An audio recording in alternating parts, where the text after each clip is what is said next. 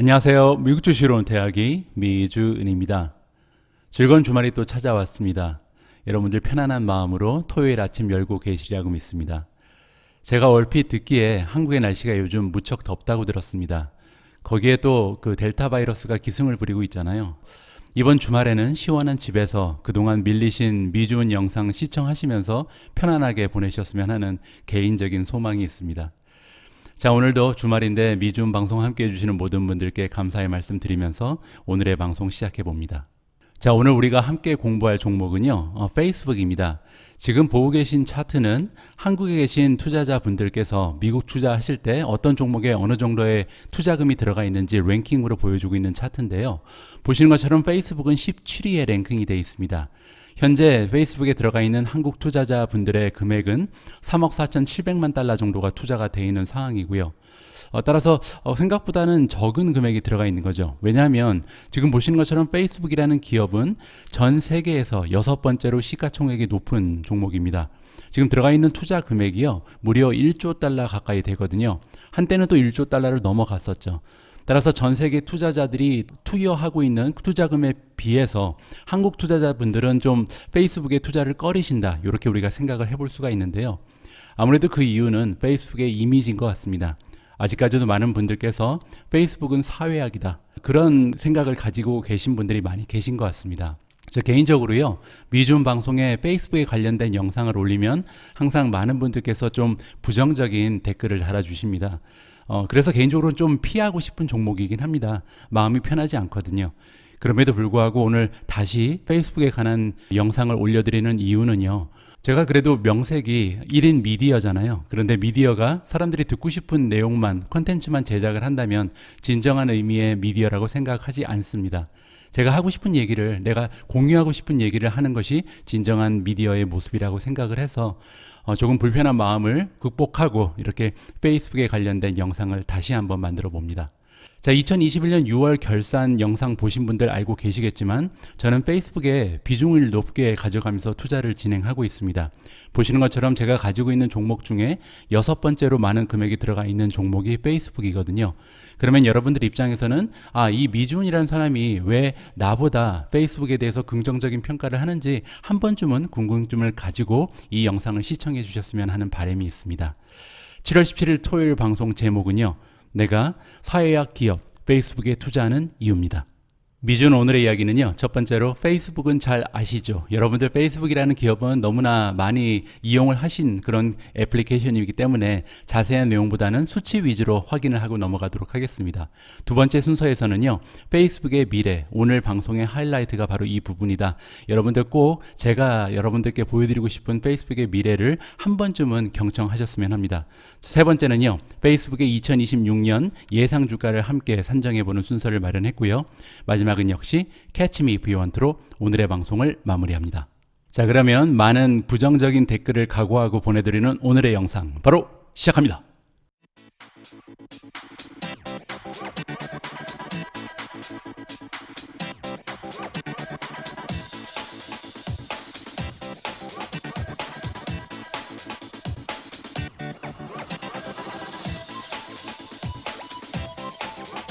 델타 변이 바이러스가 너무나 많이 번져나가고 있다고 들었습니다. 여러분들 자신의 건강, 그리고 여러분들이 사랑하시는 분들의 건강 잘 지켜내시기 바랍니다. 구독 그리고 좋아요는요, 우리 모두가 부자가 되는 길입니다. 꼭 부탁드립니다. 자, 그러면 오늘 첫 번째 챕터로 바로 들어갑니다. 페이스북은 잘 아시죠? 라는 제목으로 준비해 봤습니다. 오늘 제가 여러분들과 공유하는 자료는요, 여러 가지 레포트를 좀 참고를 했는데요. 헬로우 퓨처라는 굉장히 좋은 자료 출처가 있었습니다. 2021년 6월에 발간된 페이스북에서 만든 보고서인데요. 지금 나온 지 한 달밖에 되지 않았죠. 굉장히 따끈따끈한 자료를 여러분들과 함께 공유를 해보고요. 2021년 1사분기의 어닝 보고서도 참고를 했습니다. 마지막으로 financeonline.com이라는 곳에서도 많은 자료를 취합했다, 이렇게 설명을 드리고 싶습니다. 자, 그러면 가장 먼저 페이스북이라는 기업이 달성하고자 하는 기업의 미션은 어떻게 되는지 함께 살펴보도록 하겠습니다. 페이스북의 미션은 사람들이 원하는 것을 공유할 수 있도록 도와서 이 세상을 조금 더 열리고 연결된 곳으로 만드는 것이다. 페이스북을 사용하는 사람들이 친구나 가족과 연결될 수 있도록, 세상이 변화하는 모습을 함께 할 수 있도록, 또한 그들에게 중요한 것을 공유하고 표현할 수 있도록 도와주는 것이다. 제가 앞에서 말씀드린 것처럼 제가 페이스북을 굉장히 다른 사람들에 비해서 좀 긍정적으로 평가하는 것 같습니다. 아무래도 그 이유는요, 제가 지금 외국에서 살아온 지 지금 20년이 넘어가거든요. 물론 중간에 한 4년 정도 잠시 귀국을 한 적은 있었는데요. 지금 1997년 이후에 외국 생활을 계속적으로 하고 있기 때문에 아무래도 페이스북의 도움을 많이 받은 그런 사용자 중에 하나인 것 같습니다. 저야말로 정말로 제가 사랑하는 가족 그리고 친구들과 연결할 수 있었던 유일한 소통의 그 채널이 페이스북이었습니다. 그런 의미에서 페이스북은 어느 정도 그들의 미션을 달성은 하고 있다. 하지만 그들의 가지고 있는 사회학이라는 그 이미지는 그들이 극복해야 되는 과제라고 생각을 합니다. 자, 이번에는요, 페이스북이 가지고 있는 몇 가지의 넘버를 살펴보겠습니다. 페이스북 사용자 중에요, 88%는 컴퓨터가 아닌 모바일을 접속해서 이용을 한다고 합니다. 두 번째로 66%가 나와 있는데요. 페이스북의 사용자 중에 66%는 매일매일 접속을 해서 사용한다고 하네요. 대단한 수치죠. 자, 마지막으로 미국에 거주하고 있는 페이스북의 사용자 중에서 43%는 그들이 원하는 뉴스를 페이스북에서 검색을 한다고 합니다. 텔레비전 같은 데서 얻는 것이 아니고 뉴스를 페이스북을 통해서 획득을 한다. 이렇게 우리가 생각을 해볼 수가 있겠습니다. 자, 이번에 공유하는 숫자는요, 제가 이번에 좀 리서치를 하면서 저도 처음 접해본 숫자인데 좀 굉장한 숫자가 나와 있습니다. 페이스북의 소셜메디아 방문수 점유율인데요. 무슨 의미냐면 전체 소셜메디아 방문자 수 중에서 71.79%가 페이스북에서 발생한다고 합니다. 정말 엄청난 거죠. 지금 2위를 보시면 핀터리스트가 올라가 있는데 12.4%에 불과하거든요. 따라서 정말 엄청난 점유율을 가지고 있는 소셜미디어가 바로 페이스북이다. 이렇게 또 그 영향력이 크기 때문에 많은 사람들에게 미움을 받는 그런 기업이기도 합니다. 많은 분들께서 익히 알고 계신 것처럼 페이스북의 매출은요, 무려 98%가 광고에서 발생을 합니다. 따라서 저는 페이스북을 마케팅 천국이라고 부르고 싶은데요. 2020년에 발간된 소셜 메디어 마케팅 인더스트리 레포트에 따르면 페이스북이 가장 중요한 소셜 메디어 플랫폼이라고 동의한 마케터의 비율이 B2C 같은 경우는 67%, 그리고 B2B 마케터 같은 경우는 46%가 나와 있습니다. B2C라는 것은 비즈니스 투 커스터머, 즉 우리와 같은 소비자를 상대로 해서 광고를 내보내는 그런 마케팅 직원 같은 경우는 67%가 페이스북이 가장 중요하다고 얘기를 했고요. B2B라는 것은 이제 비즈니스 투 비즈니스니까 다른 기업을 상대로 마케팅을 하는 사람들을 얘기하겠죠. 이런 사람들의 입장에서는 아무래도 페이스북의 중요도가 약간은 떨어질 수밖에 없겠습니다. 자, 그런데요, 나중에 제가 설명을 드리겠지만 페이스북은 최근 들어서 굉장히 많은 노력을 B2B 사업을 위해서 만들어내고 있습니다. 이 부분은 나중에 다시 한번 살펴볼 기회가 있을 것 같습니다. 자, 그리고요, 페이스북의 사용자는 평균 한 달에 12개나 되는 광고를 클릭한다고 합니다. 따라서 광고주 입장에서, 광고 에이전트 입장에서 페이스북은 정말 중요한 광고의 채널이다라고 우리가 생각을 해볼 수가 있겠죠. 또한 2020년 기준으로 했을 때 페이스북에서 활동하고 있는 광고주의 숫자를 보면요, 무려 900만 개의 기업이 지금 페이스북을 통해서 광고를 진행한다고 합니다. 아무래도 광고 예산이 많지 않은 그런 기업들 입장에서는 페이스북이라는 그런 소셜 메디어 채널이 굉장히 중요한 역할을 하고 있다. 이 부분을 우리가 기억해야 될 것 같습니다. 따라서 페이스북이 디지털 광고 시장에서 차지하고 있는 역할은 굉장히 크다고 우리가 생각을 해볼 수가 있는데요.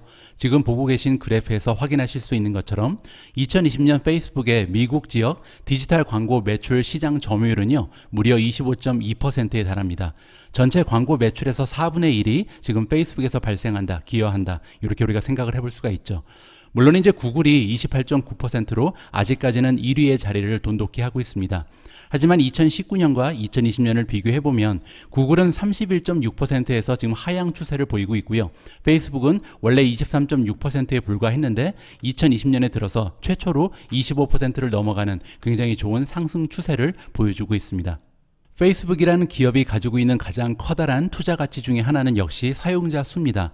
그리고 이 사용자 수는요, 결국에는 둔화될 것이다, 성장이 멈출 것이다 라고 한 5년 전부터 사람들이 얘기를 해왔는데요. 그런 모습을 보이지 않고 계속해서 올라가고 있는 추세입니다. 지금 현재 페이스북을 사용하는 월 사용자 수는요, 무려 28억 5천만 명에 이르고 있습니다. 전 세계 인구의 28.5%, 거의 30% 가까운 사람이 페이스북을 이용한다는 것이고요. 거기에 전 세계 모든 지역에서 비해서 페이스북의 사용자 수는 아직까지도 계속 증가 추세를 보이고 있다. 이 점이 굉장히 무서운 것 같습니다. 현재 증가 추세를 살펴보니까요. 매일 50만 명씩 증가한다고 합니다. 그 얘기는 1분마다 지금 400명이 새롭게 페이스북의 멤버십에 가입을 한다. 이렇게 우리가 생각해 볼 수가 있겠습니다. 자, 이렇게 늘어나는 사용자 추세를 등에 잇고요. 페이스북의 매출 역시도 굉장히 좋은 모습을 보여주고 있습니다. 자, 보시는 것처럼 2020년 4분기 동안 1년간의 매출을 살펴보니까 약 860억 달러를 만들어냈거든요. 그 얘기는 2019년에 대비해서 21.6%라는 굉장히 건강한 성장 추세를 보여줬습니다. 자, 그리고요. 2021년에 들어서는 오히려 더 좋은 모습을 보입니다. 2021년 1분기 3개월 동안 만들어낸 매출이 무려 262억입니다. 자, 그 얘기는요, 전년도 동기간 대비해서 47.6%가 성장했다는 얘기거든요. 그리고 또 하나 굉장히 고무적인 부분은 뭐냐면 2021년 1분기 전체 매출에서 광고가 차지하는 비율이 97.2%로 약간 하락하는 추세를 보여주고 있습니다. 지금 평균적으로 한 98% 정도가 원래는 광고거든요. 1% 가까이 줄은 모습을 보여준 것이죠. 자, 그리고요, 1분기 매출이 지금 4분기에 비해서 조금 떨어진 부분은 뭐냐면 원래 페이스북은요, 1분기에 가장 낮은 매출, 그리고 2분기에 조금 더 낮고요. 3분기, 4분기 가면서 계속 올라가는 모습을 보입니다. 그리고 다시 1분기에 떨어졌다가 쭉 올라갔다가 다시 1분기에 떨어졌다가 쭉 올라가겠죠. 따라서 상승 추세는 당분간 계속될 것이다. 이렇게 우리가 생각을 해볼 수가 있겠습니다. 이렇게 엄청난 매출의 성장을 보여주고 있는 기업이 바로 페이스북인데요. 그런데 페이스북이 정말 무서운 이유는 매출이 아니고 바로 순이익 부분입니다. 자, 지금 보시는 것처럼 2020년 1년간 만들어낸 순이익의 규모가요, 무려 291억 달러에 달합니다. 그 얘기는 2019년에 대비해서 순이익이 57.7%가 성장했다는 얘기고요. 그리고 올해 들어서는 더 좋습니다. 지금 2021년 1분기의 순이익을 보면 약 90억 달러, 따라서 3개월 동안 순이익이 100억 달러 가까운 규모를 보였다는 거고요. 이 수치는 전년 동기간 대비하면 무려 93.7%가 성장했습니다. 마치 상장한 지 1, 2년밖에 안 된 그런 신생 기업처럼 지금 순이익이 성장하고 있는 그런 기업이 바로 페이스북이다. 이렇게 우리가 생각을 해볼 수가 있겠죠. 거기에 순이익 마진을 보면 더 입이 벌어집니다. 2020년 순이익의 마진은요, 무려 47.6%에 달했습니다. 그러니까 페이스북이 100달러 정도의 매출을 올리면 그 중에서 47달러 이상이 순이익으로 떨어진다는 거잖아요. 거기에 2021년 1쿼터의 순이익 마진 역시 36.3%라는 굉장히 건강한 수치를 유지하고 있습니다. 자, 페이스북이라는 기업은요, 이렇게 엄청난 순이익을 매년 매 분기마다 만들어내면서 다른 기업에 비해서 한 가지 커다란 경쟁력을 가지고 있습니다. 지금 보고 계신 그림은요, 페이스북의 P&L인데 P&L에서 우리가 보통은 관심을 두지 않는 항목이 하나 있습니다. Interest and Other Income이라는 게 있습니다.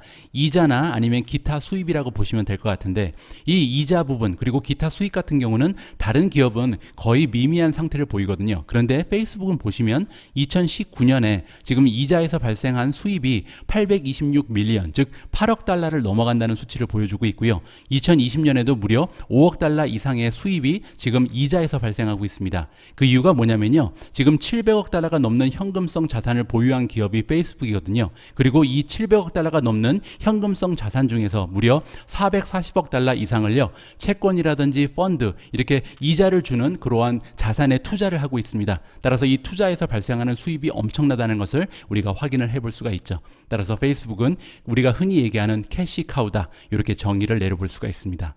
앞에서 우리는 페이스북의 순이익 규모 그리고 순이익 마진율이 엄청나다는 것을 확인을 했잖아요.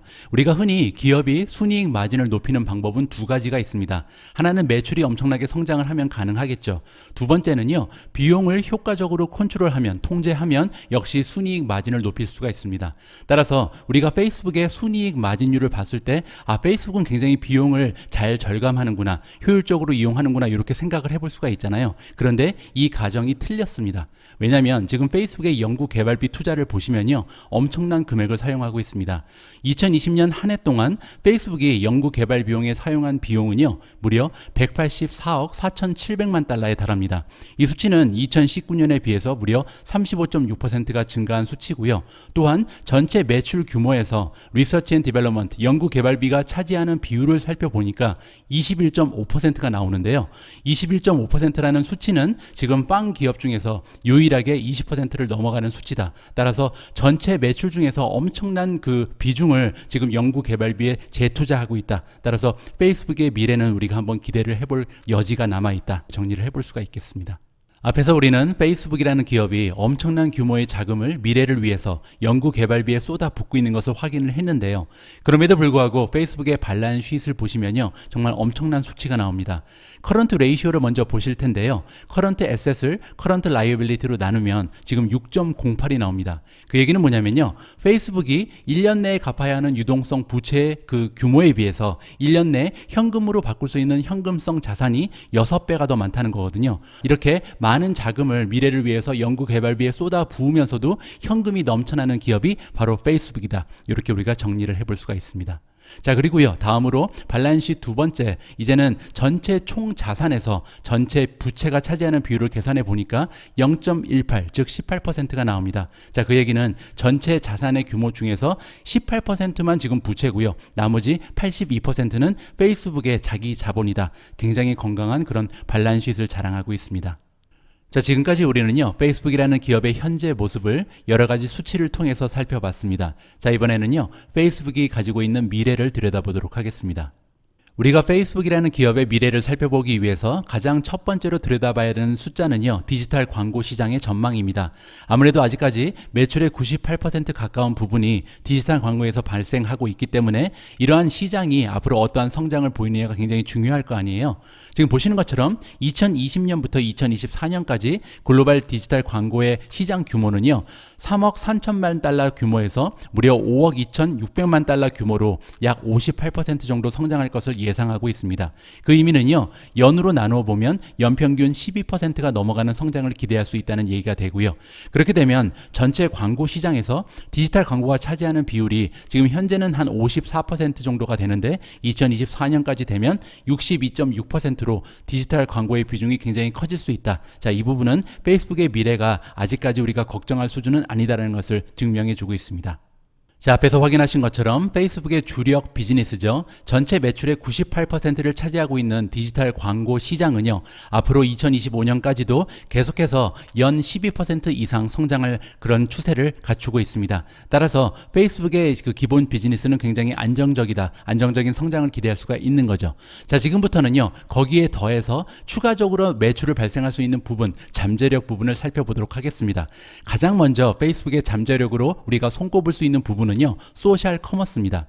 여러분들 소셜 커머스라는 단어가 좀 생소하실 수도 있는데요. 소셜 메디어와 커머스를 더한 단어입니다. 즉 소셜 메디어를 이용해서 커머스를 진행한다. 즉 리테일 온라인 샵을 개설한다는 거죠. 자, 이러한 의미를 가지고 있는 소셜 커머스의 그 시장 규모는요, 2020년에 475빌리언 달러에서 2028년이 되면 연평균 28.4%까지 성장할 것으로 예상이 되고 있습니다. 따라서 엄청난 성장률을 가지고 있는 소셜 커머스에 지금 페이스북이 진출해 있는 것이죠.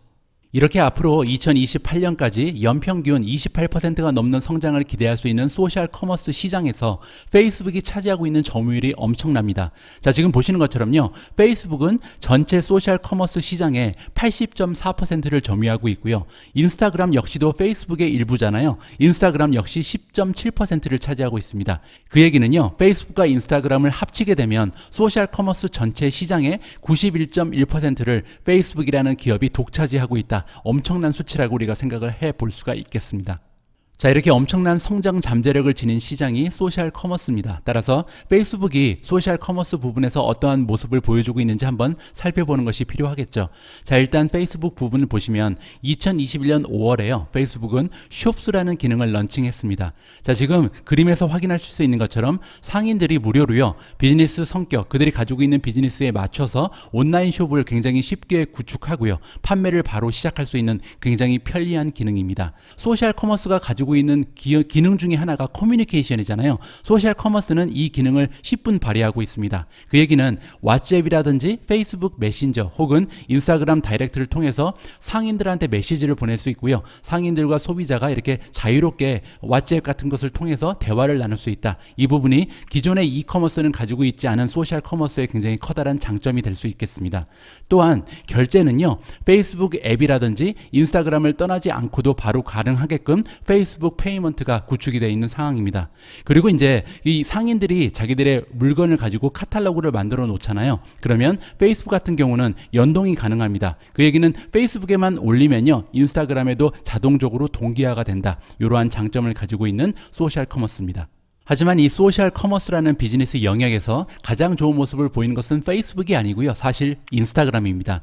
인스타그램이라는 채널은요, 이미 소셜 네트워크 플랫폼 중에서 가장 사람들의 참여도가 높다, 이렇게 이미 인식이 되어 있습니다. 그 얘기는 이미 소셜 커머스 채널로서 성숙 단계에 이르렀다, 이렇게 우리가 생각을 해볼 수가 있겠는데요. 특히 패션이라든지 뷰티, 라이프 스타일 브랜드를 위해서는 거의 최고의 판매 채널이라고 이미 업계에서 인정을 받고 있는 그런 상황입니다.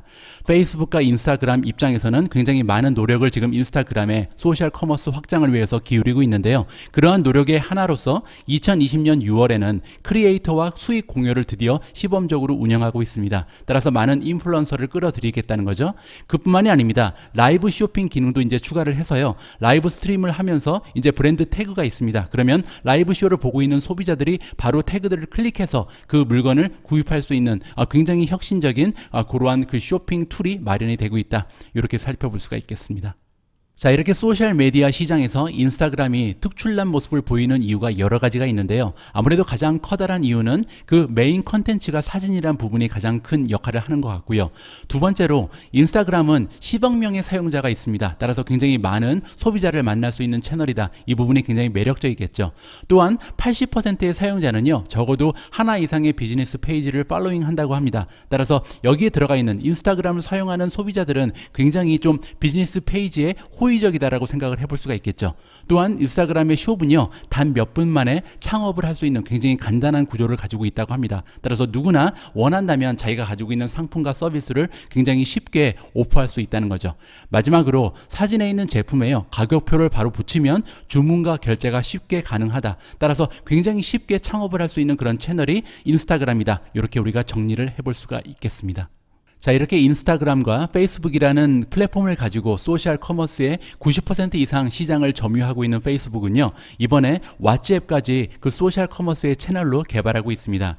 2021년 6월 페이스북 숍 기능을요, 드디어 마켓플레이스 그리고 왓츠앱으로 확장한다고 발표를 했거든요.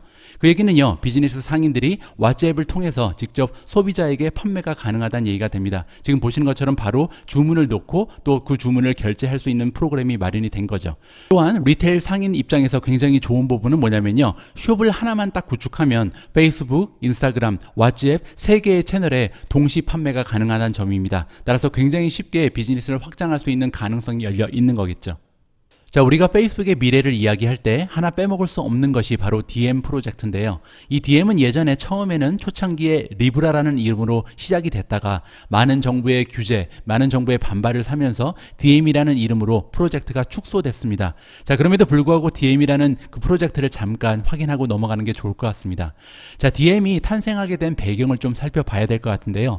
전 세계 인구 중에서 약 17억 명은 아직도 은행 구자를 가지고 있지 않다고 합니다. 따라서 이러한 사회적인 문제를 인식하면서 등장한 것이 DM이다, 이렇게 생각해 볼 수가 있고요. 따라서 DM의 미션은 누구에게나 오픈되어 있고 또 쉽고 빠르고 그리고 적은 비용으로 돈을 움직일 수 있도록 도와주는 것이다. 이러한 미션을 가지고 있습니다. 자, 그런데요, DM은요, DM 어소시에이션이라는 비영리 단체에 의해서 운영 감독되고 있습니다. 자, 지금 보시는 것처럼 페이스북을 비롯한 25개의 회원사가 있거든요. 그런데 이 회원사들은 동등한 위치에서 그들이 만들어내는 정책이라든지 운영에 대한 투표권을 가지고 있다고 합니다. 따라서 DM은요, 페이스북의 사유 비즈니스가 아니다. 이 점을 우리가 기억해야 될 것 같습니다. 물론 나중에 페이스북이 이제 DM이 상용화된다면 엄청난 이득을 얻을 수가 있겠죠. 그럼에도 불구하고 아직까지는 페이스북의 투자 가치에서는 제외를 하도록 하겠습니다. 자, 지금부터 제가 페이스북에 투자해야 하는 단 한 가지의 이유를 여러분들에게 설명을 드리도록 하겠습니다. 이 부분 때문에 사실 오늘 영상을 제가 만든 거거든요. 따라서 여태까지 보신 부분은 여러분들이 많이 알고 계신 부분이고, 제가 여러분들께 보여드릴 내용이 제가 이 영상에서 여러분들께 꼭 드리고 싶은 메시지다, 이렇게 생각하실 수 있겠습니다. 저의 개인적인 견해로는요, 우리가 페이스북에 투자해야 되는 단 한 가지의 이유는 바로 메타버스입니다. 자, 메타버스라는 용어가 익숙하지 않으신 분들을 위해서 다시 한번 설명을 드리면, 메타버스는 메타 더하기 버스로 이루어진 합성어입니다. 베타라는 단어는요, 가상 그리고 추상적이다라는 뜻을 가지고 있고요. 버스라는 단어는 우리가 살아가는 현상 세계죠. 현실 세계를 이야기하는 단어입니다. 따라서 메타버스의 뜻은 현 세상과 마찬가지로 사회적, 경제적, 문화적인 활동이 일어날 수 있는 가상 세계를 얘기합니다. 그런데요, 페이스북은 이러한 메타버스를 구축할 수 있는 가장 유리한 위치에 있는 기업입니다. 왜냐하면요, 메타버스에 꼭 필요한 세 가지를 모두 갖추고 있기 때문인데요. 먼저 하드웨어 쪽을 갖추고 있습니다. 오큘러스라는 기업을 예전에 인수를 하면서 하드웨어 쪽인 발전이 굉장히 급진적으로 일어나고 있는 기업이고요. 두 번째는 컨텐츠입니다. 바로 페이스북, 인스타, 그리고 호라이즌이라는 프로그램을 가지고 컨텐츠 부분도 이미 확보를 하고 있고요. 세 번째로 가장 중요한 부분이죠. 아무래도 세상을 구축하기 위해서는 세상에 살아가고 있는 사람들이 있어야겠죠. 이미 사용자 수가 28억 5천만 명을 가지고 있는 것이 페이스북이잖아요. 따라서 이렇게 메타버스를 이루기 위해서, 만들어내기 위해서 가장 중요한 세 가지를 모두 보유하고 있는 기업이 페이스북이다. 이 점을 우리가 기억해야 될 것 같습니다. 자, 그러면요, 우리를 메타버스 세계로 이어줄 첫 번째 단추, 하드웨어 쪽을 살펴보도록 하겠습니다. 페이스북은요, 오큘러스라는 기업을 인수해서 퀘스트라는 하드웨어를 만들어내고 있는데요. 오큘러스의 시장 점유율을 살펴보면 2019년에 44%에 불과했었는데 2020년에는 무려 53.5%로 증가를 했습니다. 퀘스트 2를 출시하면서 굉장히 점유율이 올라간 거죠. 2020년 4분기에 출시가 됐는데요. 단 3개월 동안 100만 배 이상이 판매가 됐습니다. 2007년에 우리가 아이폰 판매 추세와 비교를 해보면 굉장히 비슷한 추세를 보이고 있습니다. 그만큼 엄청나게 인기가 있는 그런 하드웨어라고 우리가 생각을 해볼 수가 있겠죠. 퀘스트2가 이렇게 성공적으로 출시가 된 이유를 살펴보면요, 일단 가격이 굉장히 저렴합니다. 299달러가 나와 있고요. 이 얘기는요, 퀘스트1보다 100달러가 무려 저렴하게 가격이 측정되어 있는 거죠. 거기에 무게가 가벼워졌고요. 픽셀이 50% 증가했다고 합니다. 따라서 몰입감이 굉장히 좋아졌다고 얘기를 해볼 수가 있겠죠. 거기에 메모리라든지 배터리의 수명도 증가되면서 굉장히 성능이 많은 향상을 보였다. 거기에 가격은 많이 떨어지면서 굉장히 선풍적인 인기를 끌고 있습니다. 자, 그리고 퀘스트2의 판매는요, 2021년 말이 되면 1000만 대를 넘어설 것으로 기대가 됩니다. 그 얘기는요, 아이폰이 그랬거든요. 아이폰이 출시되고 나서 다음 해에 1000만 대를 돌파했는데 비슷한 추세로 확장이 예상된다. 이렇게 우리가 생각을 해볼 수가 있고요. 이렇게 퀘스트2가 많이 판매가 되면 가상현실이 드디어 상용화되는 것 아닌가, 이렇게 우리가 추측을 해볼 수가 있겠습니다. 자, 그럼 지금부터는요, 페이스북이 만약에 메타버스라는 가상현실을 만들어낼 수 있게 되면 그것이 우리 삶에는 어떠한 영향이 있는지 이 부분을 우리가 고민을 해보도록 하겠습니다. 메타버스는요, 차세대 컴퓨터 플랫폼이다. 이렇게 우리가 정리를 해볼 수가 있는데, 그 얘기는 뭐냐면요, AR, VR이 확장되고 가속화된다면 지금 처음에는 게임에만 활용이 되고 있잖아요. 많은 사람들이 실제로 가상현실이라든지 증강현실을 이용하지는 않습니다. 하지만 나중에 가면요, 우리가 대체 근무라든지 교육, 헬스케어 등 굉장히 사용 범위가 넓어진다. 이 부분을 우리가 생각을 해봐야 될 것 같고요. 또한 증강현실, 그리고 VR은 이제 버추얼 리얼리티, 가상현실이죠. 이렇게 증강현실, 가상현실 경험자들한테 물어봤더니 44%가 팬데믹 이후에 처음 사용을 했다고 합니다. 따라서 최근 들어서 가격이 굉장히 저렴해지면서 많은 사람들이 경험을 시작하고 있다. 이렇게 우리가 생각을 해볼 수가 있겠죠. 자, 이렇게 많은 사람들이 최근 들어서 관심을 가지고 있는 증강현실, 그리고 가상현실의 시장 잠재력을 체크를 해보겠습니다. 2020년에서 2024년까지 4년 동안요, 가상현실 그리고 증강현실의 글로벌 지출 비용은 약 6배 정도 증가할 것으로 전망이 된다고 합니다. 굉장한 거죠. 단 4년 만에 6배 시장이 커진다는 것이니까요. 그리고 2023년이 되면요, 약 75%의 비즈니스 기업들이 증강현실 그리고 가상현실을 근무에 적용할 것이다. 이렇게 우리가 예측 을 해볼 수가 있겠습니다. 자, 이렇게 기업들이 먼저 뛰어들게 되면요, 소비자들은 자연스럽게 우리의 삶을 적응하게 되거든요. 자, 그 부분이 굉장히 중요한 시장의 잠재력이 될 수가 있겠습니다.